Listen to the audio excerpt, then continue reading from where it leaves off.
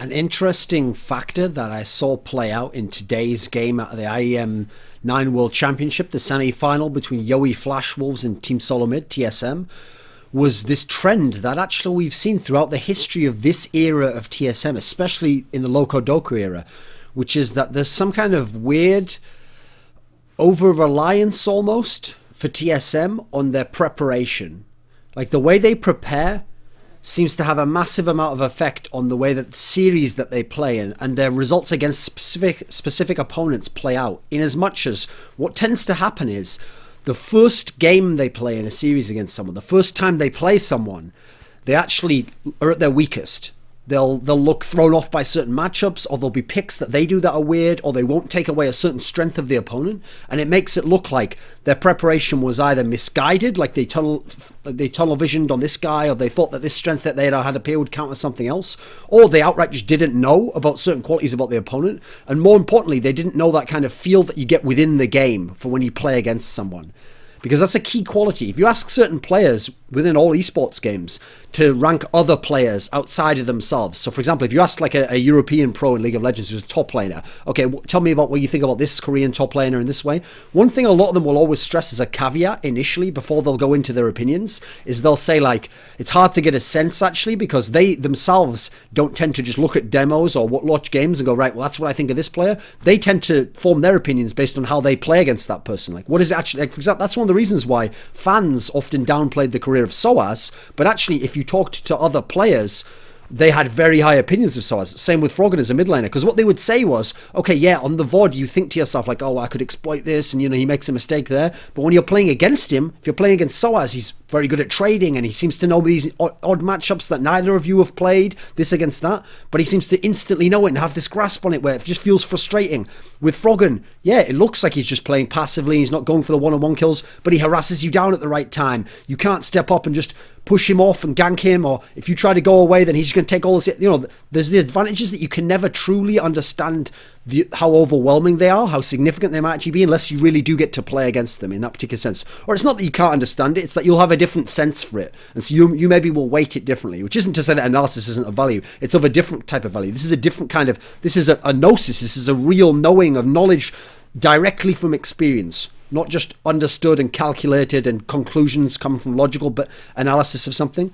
So along these lines, it feels like TSM are a team where they don't have a great amount of adaptive intelligence in that sense. It's not that they play someone and immediately they start adapting what they're doing, and if this person's got a strength here, they pull back in there and they push off in another area. It's more like they have to be beaten by something, then take that away, and then now they have some data based on playing them once to then make a plan. And then that's where they get very good actually. Then you see after even one game in a series, they have marked improvements in terms of how they play and how they approach it.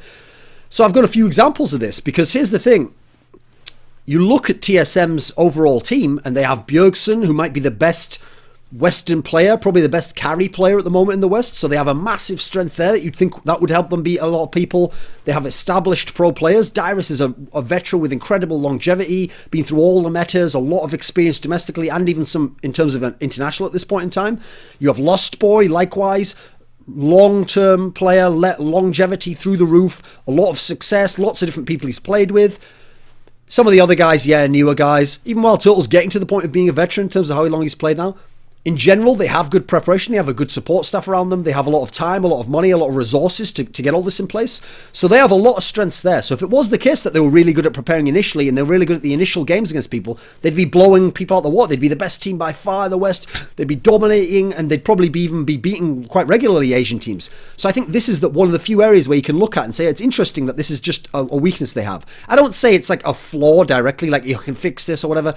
You just listen, depending on what composition of players you have and what areas you focus on, you're going to have certain strengths and you're going to have certain weaknesses. Yeah, you can shore it up a bit, but it'll never suddenly become your strength in this area. So here, I want to go through some historical examples of this. So before we actually get to the Loco Doku era, you can actually even kind of see this back in time. Because if you remember, when TSM played that LCS Spring semi-final last year against CLG initially was getting the better of that. They were winning. It looked like they were going to win the series. TSM came back, and once they started to come back and get it together, it was CLG that was falling apart. TSM looked stronger, even came from behind in the last game. They won the game overall. They managed to win that split. But then it gets more pronounced in the Loco Doku era.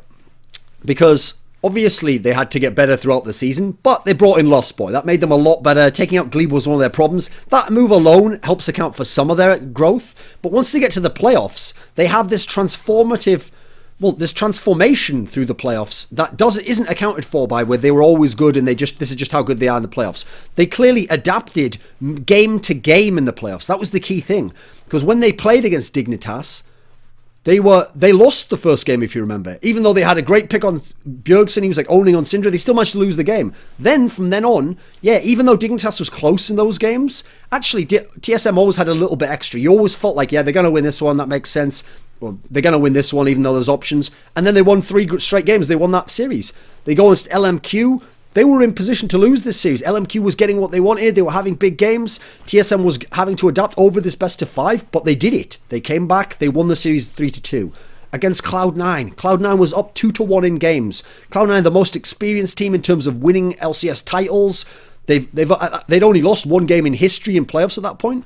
But TSM manages to close them out. They come back into the series. They win that decisive 5th game. We see that TSM, for their weakness at the beginning, this is why I say it's not that sort of weakness overall. Yeah, they are weak at the beginning, but that's matched out by the fact that they're strong at the end. Some teams, CLG, Curse, they're strong at the beginning of series. They fade towards the end. They fade once it gets to the more difficult period. Once people adapt to them, it takes away their strengths. You see the dynamic that's going on here. You go to Worlds. The first time they played Starhorn Royal Club, it was an ultra stomp for Starhorn Royal Club. It looked like they were worlds apart, no pun intended. There was just a league between these two teams. Starhorn Royal Club, very dominant. They had like 25 kills to the 5 kills of TSM. And at the time, I remember Frostgurin brought this up, and there was some sort of interview with Loco Doco where he alluded to the fact that he didn't even know the name of one of the players on Starhorn Royal Club. Something to that effect, which if you look at the way the game went, I mean, it's believable. Go beyond that, and you get into a situation where they played Starhorn Royal Club again the second time. Now it was a much more competitive game. TSM was in control of this game. They seemed to understand now the strengths and weaknesses from playing Starhorn Royal Club and being able to analyze and reflect on it. And now they were able to maximize their own strengths, get a very solid win and beat Starhorn Royal Club, get into the playoffs.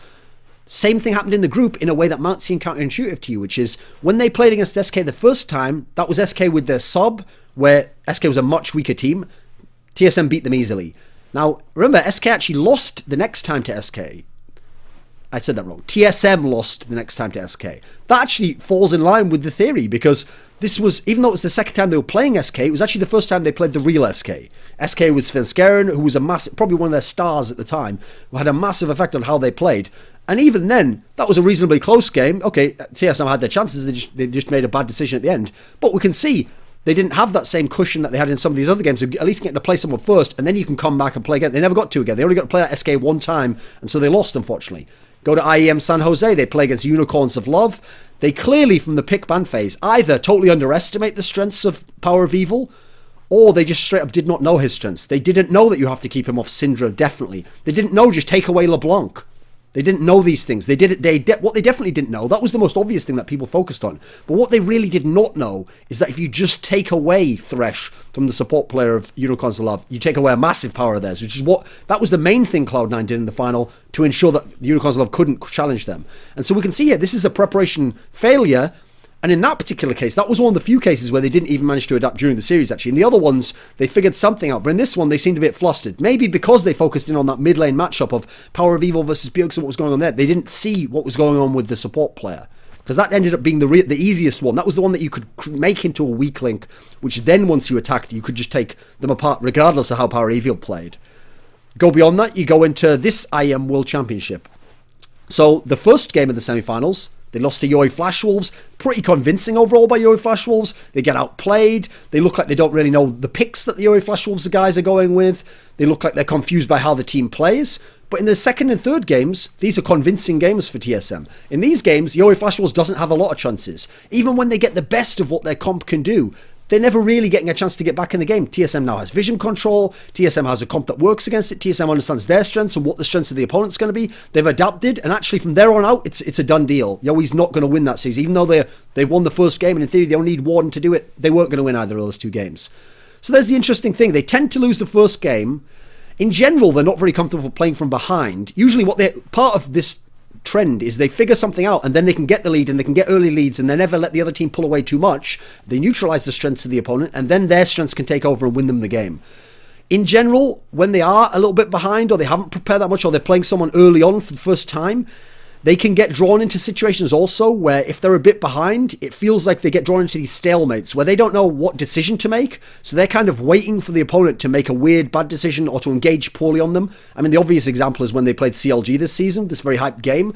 It's not really that TSM did anything incredible and created some amazing opportunity to win the game. It's more that they put themselves in situations where it was like, oh, it's a kind of a stalemate here. Will CLG just take like a smart choice here? Or will they force a certain fight that they want? And instead, CLG kind of jumped the gun, forced some weird fights, missed some ultimates, missed some skill shots, fought in kind of a disparate, disorganized manner. And TSM just stayed as a unit, just played decently. They didn't play amazingly, but they played well. They played within their bounds. And that was enough to give them the win in what otherwise had been a close game. So the reason why I bring all this up is because as a normal team, a lot of the Western teams you're going to see are going to be like this. Preparation is a big factor. I think that's actually a big factor to a lot of these upsets, is that people weren't expecting teams like Yowie and WE to get out of the group stage. So they kind of gambled off not preparing for those teams and put a lot of preparation into the teams they thought were more likely to, because they thought, well, I'd rather get a few hours extra of watching this guy and putting it into this one. And so they maybe in basketball terminology, gambled off that guy and let him take an open shot. And it turns out actually he made the three, you know. Now, the reason why this is interesting is because a lot of teams, that's why support stuff's so important. Now, if you want a rare outlier who aren't like that, and this is the team I'm going to contrast them against just to show the difference between them, is Cloud9. Because Cloud9 doesn't have a lot of the raw strengths that TSM does. This amazing one player that can carry the game from the traditional carry position. They don't have as many old school veteran pros. They don't have...